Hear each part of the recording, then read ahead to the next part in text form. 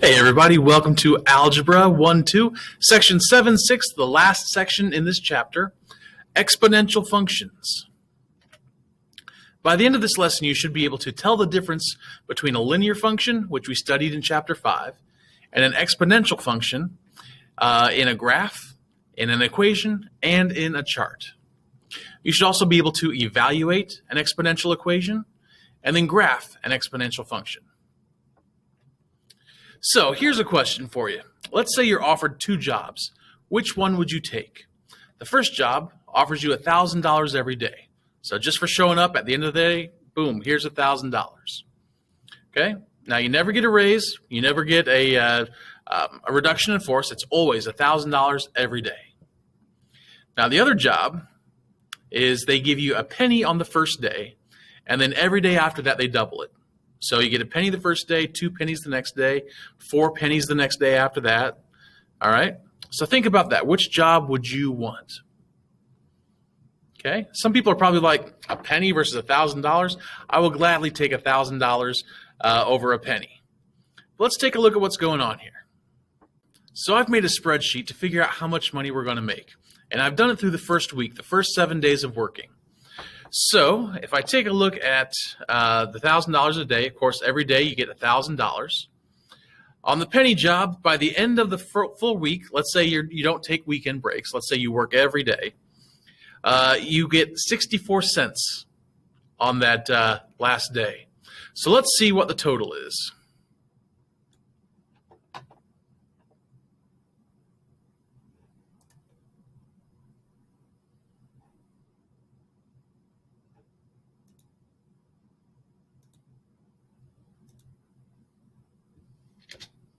So obviously that one's going to be $7,000. Okay, let's see. Okay, at the penny job, you've made a grand total of $1.27. Okay, so you people picking the $1,000 job, you made the right choice. Wait a second. Let's see what happens as time goes on. Let's say we work for, I don't know, 2 weeks, 14 days.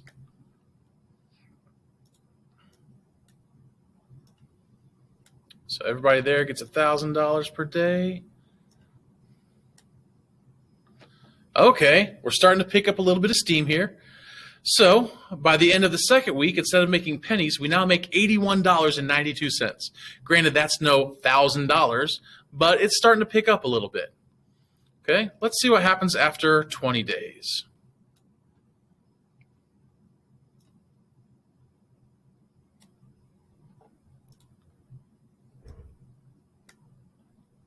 Oh, after 20 days, the penny job is actually after 18 days, the penny job is starting to make more than the $1,000 a day job. So it looks like the penny job is actually going to end up being the better deal, because even though it takes a long time to get there, we actually end up making more. And on top of that, the $1,000 a day job does not get a raise, whereas this person is already making more, not even a month into it, and they're still getting double their salary every day. So let's see what happens after, I don't know, let's say a month, 30 days.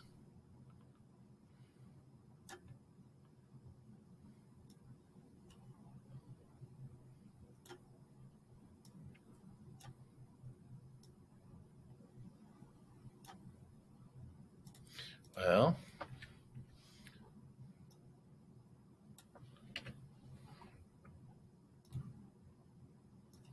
there we go.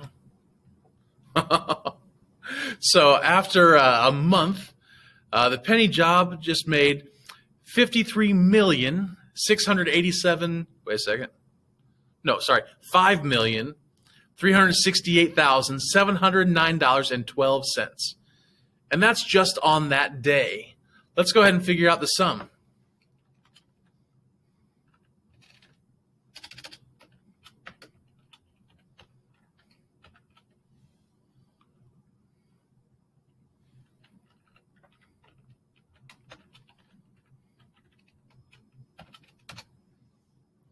Okay, so after 30 days, obviously the $1,000 day gets you $30,000.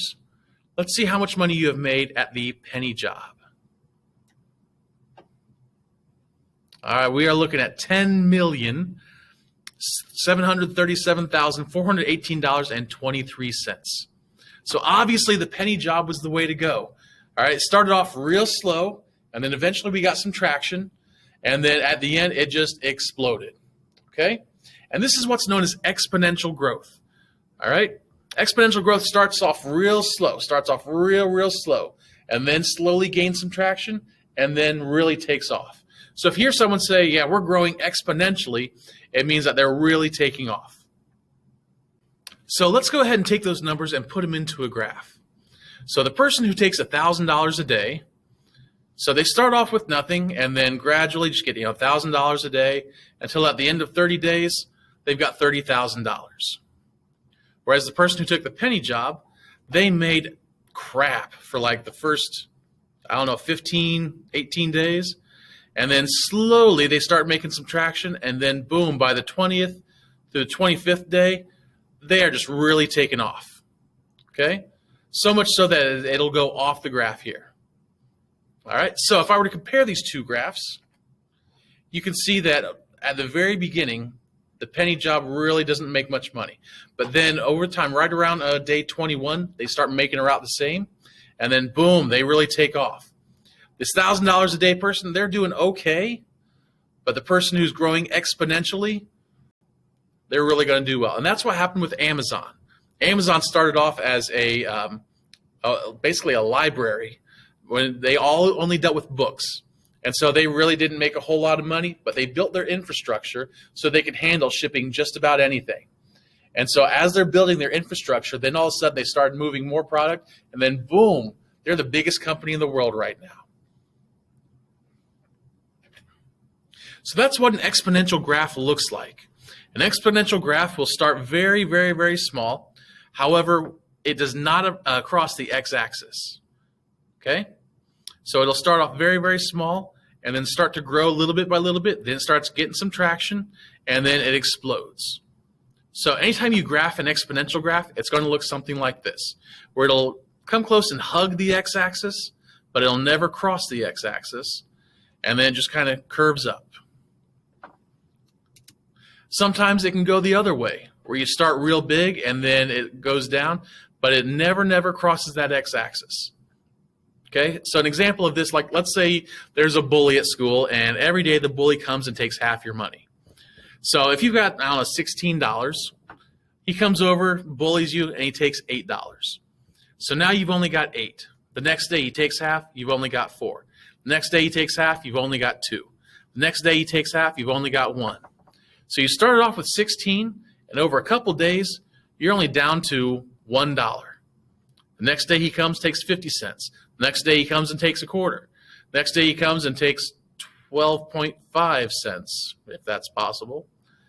And so the amount he takes just keeps getting less and less and less and less, but he can't take what you don't have. So that's why it never goes down below the x-axis. It never goes negative.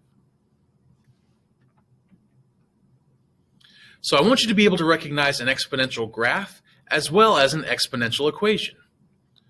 So we should be familiar with a linear equation in the form of y equals mx plus b. And in the example with the penny job and the $1,000 a day job, that was a linear function because it made a straight line. And here's the formula for that in y equals mx plus b form. Okay, they earned $1,000 per day, so 1,000 was our slope. They started with nothing, so 0 is our y-intercept, and that's what our equation looked like. However, the penny job, that was an exponential equation. And here's what an exponential equation looks like. It's a times b to the x. So a is going to be your starting value, and b is what the growth factor is. In our case, our money doubled every day, so our growth factor was 2. But the way you can spot an exponential function is because x is in the exponent. As soon as you see that x in the exponent, you know automatically that that function is exponential. So if we take the penny job and make that into an equation, what was our starting value? Well, we started with a penny. And so our initial value was 0.01, and that penny doubled every day. So our growth factor is 2. And then x represents the number of days, and that's our exponent. So that might have been a little bit tiny, so there it is, blown up a little bit bigger. So started with a penny, and then it doubled every day. So now I want to see what a chart looks like. How can you spot if something's linear or if it's exponential just by looking at the chart? So if we take the first 5 days of that job situation, so after 1 day they made 1,000, 2 days 2,000, all the way up to 5 days 5,000. Take a look at your y values. What pattern do you see in the y's? Well, it looks like we're adding $1,000 every day. And that's right, because with the linear function, your y values will add. Okay? It'll add the same thing every time. But if we take a look at the exponential, we started with 1 penny, then 2 pennies, then 4 pennies, then 8 pennies, then 16 pennies. So what's happening to my y values? I'm multiplying by 2. So essentially, if you look at the chart and your y values keep adding or subtracting, it's linear. If your y values either multiply or divide, it's exponential. Okay, getting close to the end of this lesson, but here's where the most important thing I want you guys to know is how to evaluate and graph these functions. So let me give you an equation. F of x equals 5 to the x.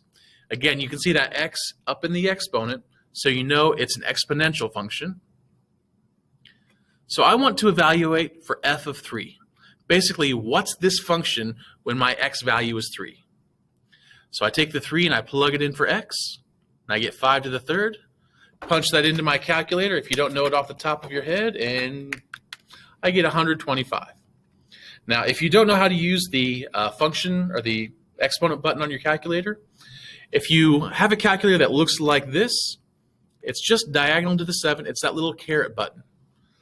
I think we talked about it in a Google Meet. That's how you represent an exponent with this little caret button. Some of you might see like X with like a gray box up in the corner. That's your exponent button. Okay, so depending on the calculator, it looks a little bit different, but know how to use your exponent button on your calculator. Next function, what if I want to evaluate f of 5? What's my function when x is 5? So I plug the 5 in for x, and then 5 to the 5th power is 3,125. Let's do it again. What if I did f of 0?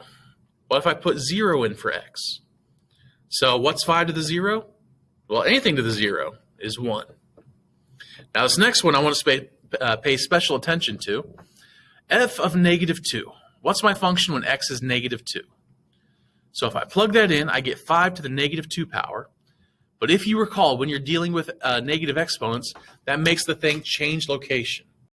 So that 5 to the second goes to the denominator. So I've got 1 over 5 to the second, which of course 5 to the second is 25. So that's my answer, 1 over 25. Here's a couple other functions, and I want to plug in negative 3 for x.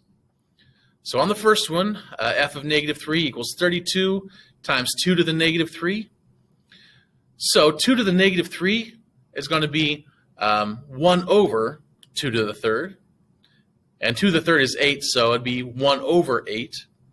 And then 32 times 1 over 8 is 4. Okay, moving on to the next one. If I have 1/4 to the x, that becomes 1/4 to the negative third. And remember this, a negative exponent makes things change location. So if I'm dealing with a fraction and it's got a negative on it, basically what's happened is the numerator goes to the denominator and the denominator goes to the numerator. So a negative exponent will flip a fraction. So 1/4 to the negative third is the exact same as 4 over 1 to the positive third. And of course, 4 over 1 is just 4, and 4 to the third power is 64. So the main thing I want you to get there is that if there's a negative exponent on a fraction, just flip the fraction and make that exponent positive. So how can we graph a function? So what we're going to do is we're going to make a chart. And I've already picked my numbers for x. I would recommend using these numbers.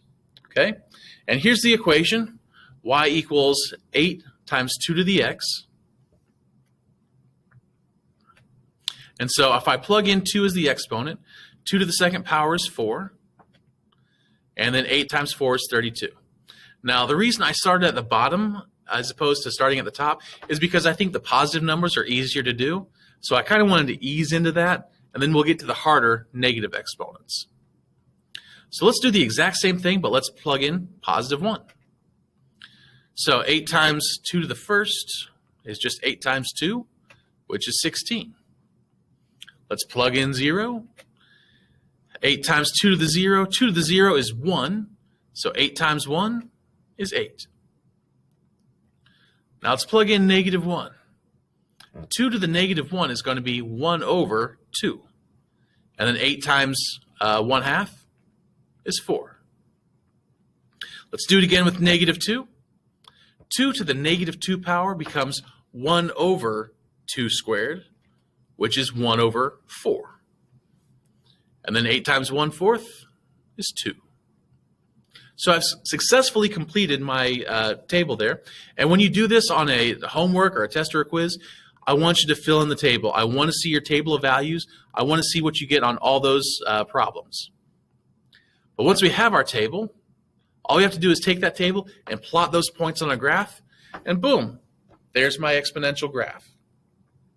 So it looks exactly like what we've been talking about, where it curves up, and it gets close to the x-axis, but it will never actually touch the x-axis. So if I were to extend this out to the left, it would get real close, but never touch and definitely never cross the x-axis.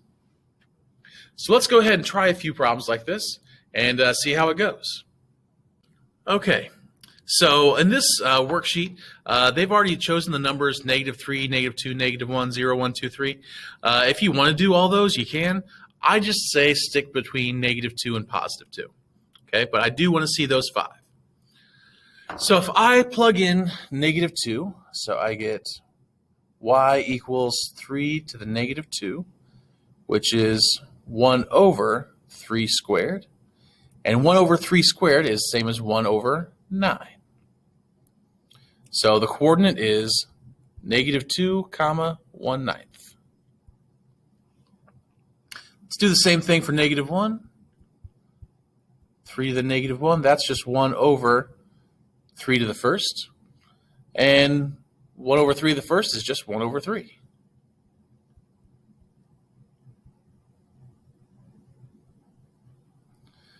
Okay, let's plug in 0. Oh, this will be easy.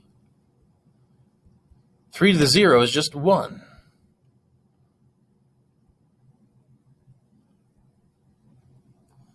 If I plug in 1, 3 to the first is just 3. If I plug in 2, 3 squared is 9.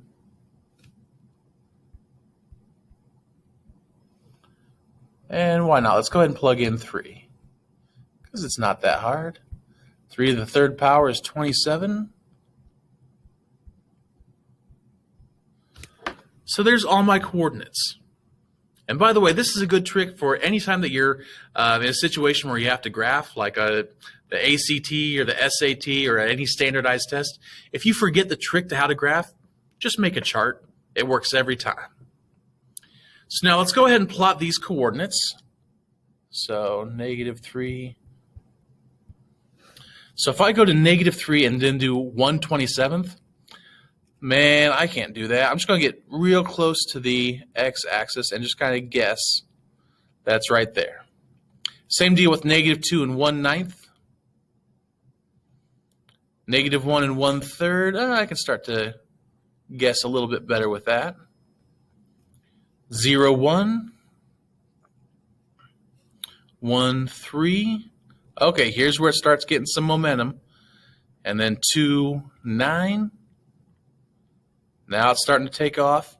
And then 3, 27. That just goes off the graph. So let's go ahead and connect these. I'm going to try my best to not cross the x-axis.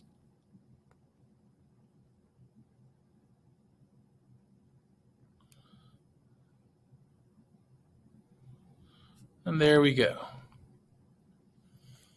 Now, if you're doing this on your homework or something and your hand accidentally dips below the x-axis, not a big deal. But if you were to make a graph and it goes like that, it very clearly crossed the x-axis. That would not be acceptable. Okay? Let's try another one.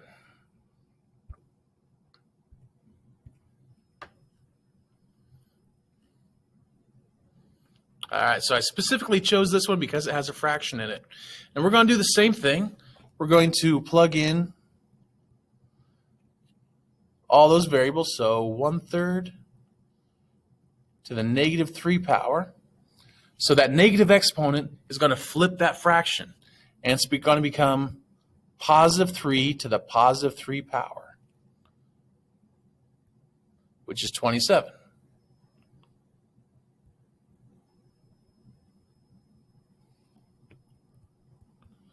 And then 1/3 to the -2. That's going to become 3 to the +2, which is 9. And if you can't do this in your head, feel free to use your calculator. So 1/3, just make sure you know how to use your fraction button and your exponent button.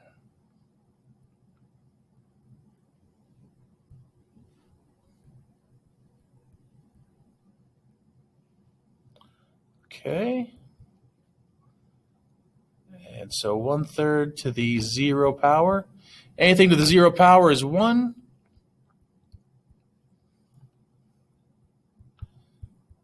1/3 to the 1 power is 1/3.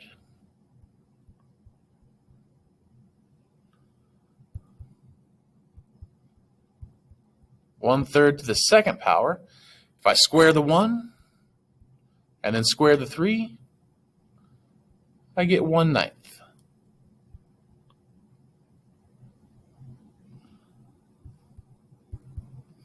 And then 1/3 to the 3rd power. 1 to the 3rd power is 1. 3 to the 3rd power is 27.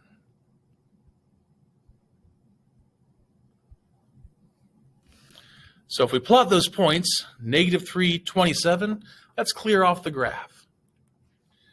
-2, 9. -1, 3. 0, 1. And then 1/3. 1/9, 1/27. So this is that same graph, but it's flipped around. It's backwards. I start real big and end up going real small. So how do you know which way it's going to look? And the answer is in your growth factor, whatever the x is on. If the base of this is less than 1, it's going to look like this, where it starts off big and then gets small. If your growth factor, your base, is bigger than 1, it'll grow as it goes. Okay, it'll start off real small and then get big. Okay, so hopefully that's relatively easy for you. It's a lot of busy work, I'll admit that, but I don't think it's that tough. Okay, it's just something a little bit new. So if you have any questions, please feel free to email me or ask me in a Google Meet, and I'll be glad to answer your question. Hope you guys are doing all right. Have a good one, and I'll see you soon.